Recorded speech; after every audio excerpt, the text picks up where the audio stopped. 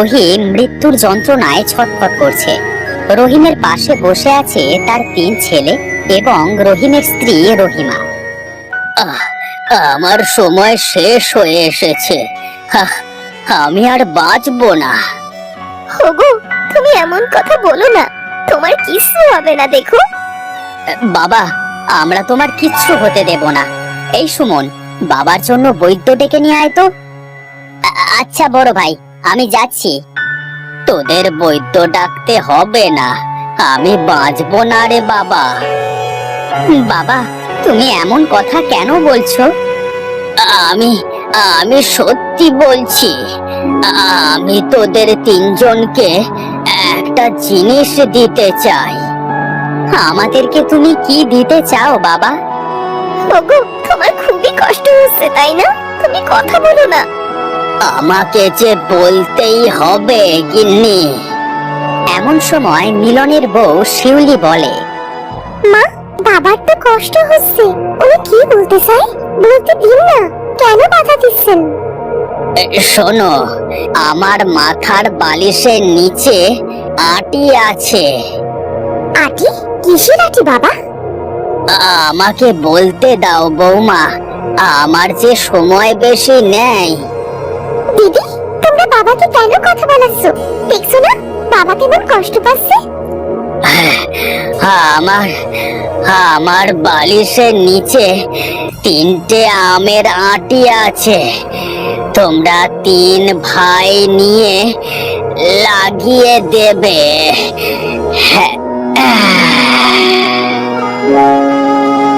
এটা বলতে বলতে রহিম মারা যায়।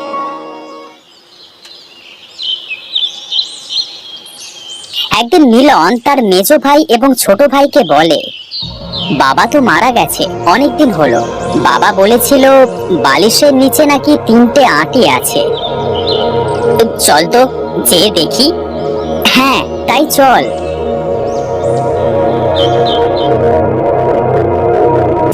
তারা 3 ভাই রহিমের ঘরে যায় আর বালিশের নিচ থেকে 3টে আটি বের করে তো তারা অবাক হয়ে যায়। ও মা, এ তো দেখছি একটা সোনা, একটা রূপা আর একটা সাধারণ আটি। দাদা, আমি কিন্তু সোনার আটিটা নেব। নিলয়, তুই কোনটা নিবি রে?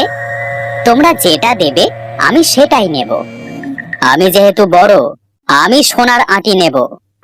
আমি আগে বলেছি আমি সোনার আটি নেব। তোদের না বাবা বলেছে আমার কথা শুনতে? ঠিক আছে, আমি তাহলে রূপোর আটিটা নেব। নিলয়, তুই সাধারণ আটিটা নিস। তোমরা যা বলবে তাই হবে দাদা।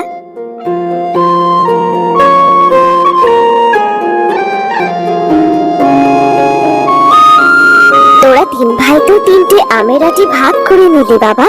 তোর বাবা তো নেই, এখন আমি এখানে থেকে কি করব? আজ থেকে আমি আমার বড় খোকার কাছেই থাকবো। ঠিক আছে মা, চলো আমার সাথে।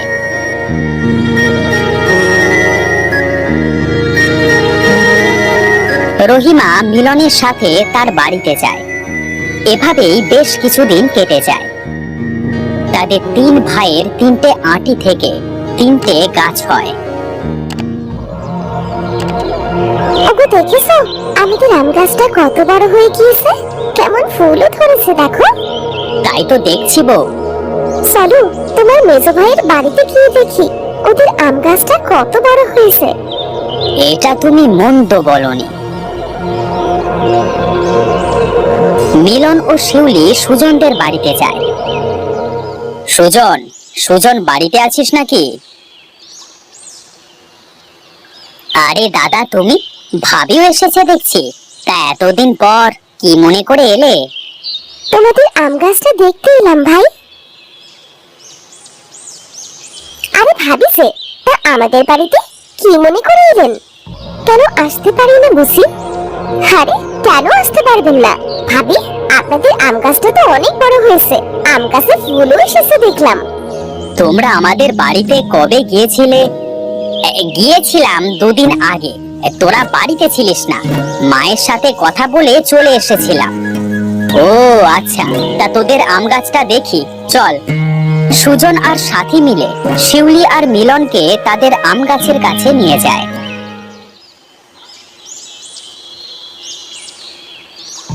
ওগো দেখো, এদের আম গাছ দেখছি আরো বেশি সুন্দর আর বড়ও হয়েছে। তাই তো দেখছি। এই, তোরা কি গাছের গোড়ায় কিছু দিস? না রে দাদা। এই, এবার চল ছোটর আম গাছটা দেখে আসি।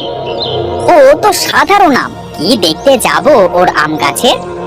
তোমার ভাই কিন্তু ঠিক কথাই বলেছে, এবার বাড়িতে চলো। সে কি কথা, আপনারা খাওয়া দাওয়া করে যান। আজ অনেক কাজ আছে বাড়িতে, অন্য একদিন আসবো, কেমন? মিলন আর শিউলি বাড়িতে চলে আসে। অন্যদিকে নিলয় তার বউকে বলে, বউ দেখো আমাদের আম গাছটা কত সুন্দর হয়েছে।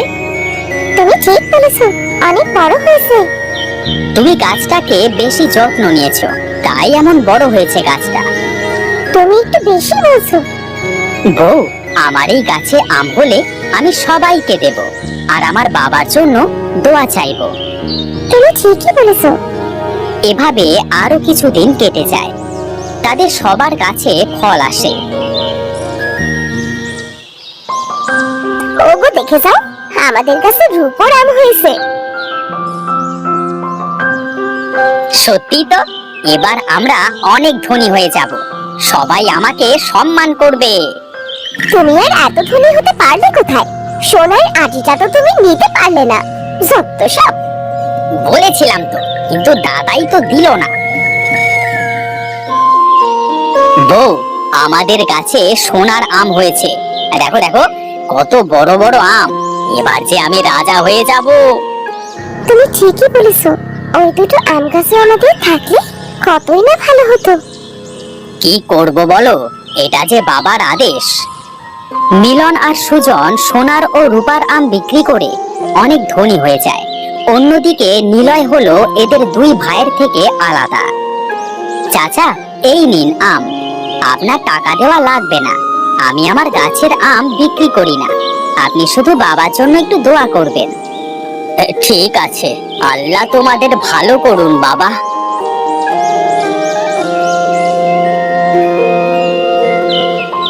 ভাই, আপনার কাছে তো অনেক আম ধরেছে। হ্যাঁ আপা, আমাদের কাছে অনেক আম হয়েছে, খেতেও সুস্বাদু।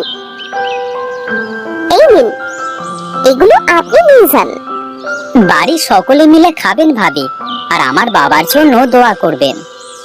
আচ্ছা ভাই, আপনাকে অনেক ধন্যবাদ। এইভাবে নিলয় সকলকে আম বিলিয়ে দিত। গ্রামের লোক সকলে নিলয়কে খুব ভালোবাসতো। অন্যদিকে মিলন আর সুজন ধনী হয়ে অনেক অহংকারী হয়ে যায়। বউ, তুমি এমন রাগ করে বসে আছো কেন? তোমার এই বুড়ি মায়ের অত্যাচার আমার আর ভালো লাগছে না। কেন, কি করেছে মা? আমার শখের থালাটা ভেঙে দিয়েছে। ওনার তো আরো দুটো ছেলে আছে, সেখানে যেতে পারো না। আচ্ছা বলছি। মা, ও মা, বাইরে আসো তো। কি হয়েছে, ডাকছিস কেন খোকা? মা, তুমি আজই আমার বাড়ি থেকে চলে যাবে। তুমি আমার সব জিনিস নষ্ট করে দিচ্ছ। তোর তো অনেক টাকা রে বাবা, একটা থালা ভেঙেছে, তাতে কি এমন হয়েছে? তোমার তো আরো দুইটা ছেলে আছে, তাদের বাড়িতে যাও তো। আমার বাড়িতে তো অনেক বছর আছো, এবার আমাকে মুক্তি দাও। তোর ভালো হবে না, ভালো হবে না দেখিস। আমি আমি চলে যাচ্ছি। রহিমা সুজনের বাড়িতে যায়। সেখানে 2 দিন থাকবার পর সাথী সুজনকে বলে, এই বুড়িকে আমরা সারা জীবন খেতে দিতে পারবো না, ওকে চলে যেতে বলো। মা আসাতে আমিও তো খুশি নয় বউ, কিন্তু যেতে বলি কিভাবে বলো তো? তোমার ভাই যেভাবে বলেছে। কিন্তু সব কথা রহিমা আড়াল থেকে শোনে। এরপর বাইরে এসে বলে, তোদের আমাকে নিয়ে আর চিন্তা করতে হবে না, আমি চলে যাচ্ছি। রহিমা সেখান থেকে নিলয়ের বাড়িতে যায়। ওগো, এই দেখো মা এসেছে। মা, তুমি কেমন আছো? তুমি এসেছো? আমার যে কি আনন্দ লাগছে। মায়ের জন্য বড্ড আনো, মা অসুস্থ মনে হচ্ছে। ঠিক আছে, আমি ভালো আছি, তোমরা আমাকে নিয়ে ব্যস্ত হও না। নিলয় রহিমার কথা না শুনে বৈদ্য আনতে চলে যায়। রহিমা নিলয়ের বাড়িতে অনেক সুখে থাকতে শুরু করে। এভাবে বেশ কিছুদিন কেটে যায়। হঠাৎ একদিন মিলনের বাড়িতে একটা ফকির আসে। বাবা, তোমার গাছে দেখছি সোনার আম ধরেছে, আমাকে দুটো আম দাও না, অনেকদিন ভালো কিছু খাই নাই। তাতে আমি কি করব? দুইটা আম দিলে একটু ভালো মন্দ কিছু খেতে পারতাম, আমাকে আর ভিক্ষাও করতে হতো না। কোথা থেকে আইছে এই বুড়া? যা তো এখান থেকে, বেরো। এমন করে কেন বলছো বাবা? দাও না। এভাবে যাবে না, ঘাট ধাক্কা দিয়ে বের করে দাও। আমি চলে যাচ্ছি। ফকিরটা সেখান থেকে সুজনের বাড়িতে আসে। মা, আমাকে একটা রূপোর আম দাও না, বিক্রি করে কিছু কাপড় কিনবো, আমার কাপড় যে ছেঁড়া। কোনো আম হবে না, জানতো জানতো এখান থেকে। একটা আম দাও না, দেখবে তোমার ভালো হবে।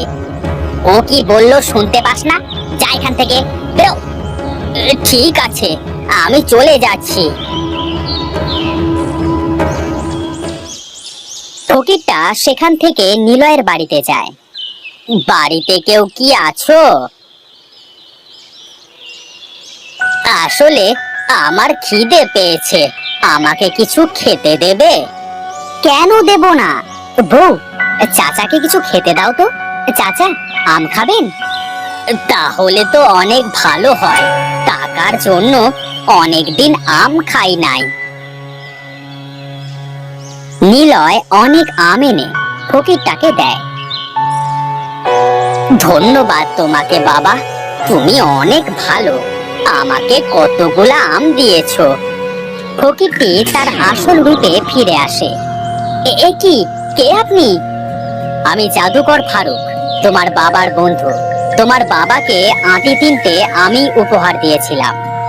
আপনি আমার বাবার বন্ধু? হ্যাঁ, আমি তোমাদের 3 ভাইকে পরীক্ষা করতে এসেছিলাম। তুমি পরীক্ষায় জিতে গেছো। তোমার বড় 2 ভাই অহংকারী, ওরা তো অনেক ভালো। উনি ঠিকই বলছেন রে বাবা। ওরা ধনী হয়ে অহংকারী হয়ে গিয়েছে, এর শাস্তি ওরা পাবে। ওদের দুজনের আম গাছ মারা যাবে। কি বলছেন চাচা আপনি?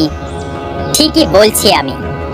জাদুকর জাদু করে নিলয়ের আম গাছের আমকে সোনা ও রূপোর করে দেয়। এ কি, আমার গাছের আম সোনার আর রূপোর হলো কি করে? আমি করে দিয়েছি। এখন থেকে তোমার গাছে সোনা, রূপা এবং সাধারণ 3 রকমেরই আম ধরবে, আর তোমার ভাইয়েরা ধ্বংস হয়ে যাবে। জাদুকর জাদু করে মিলন এবং সুজনের আম গাছ মেরে ফেলে, তাদের ঘরবাড়ি ভেঙে দেয়। এটা আমাদের কি হলো? আমরা এখন কোথায় থাকবো?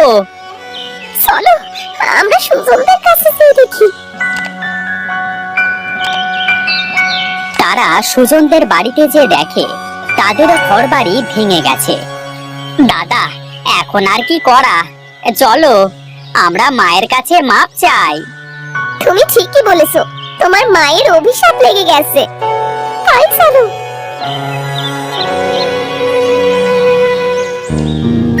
এরপর তারা সকলে রহিমার কাছে যেয়ে মাপ চায়।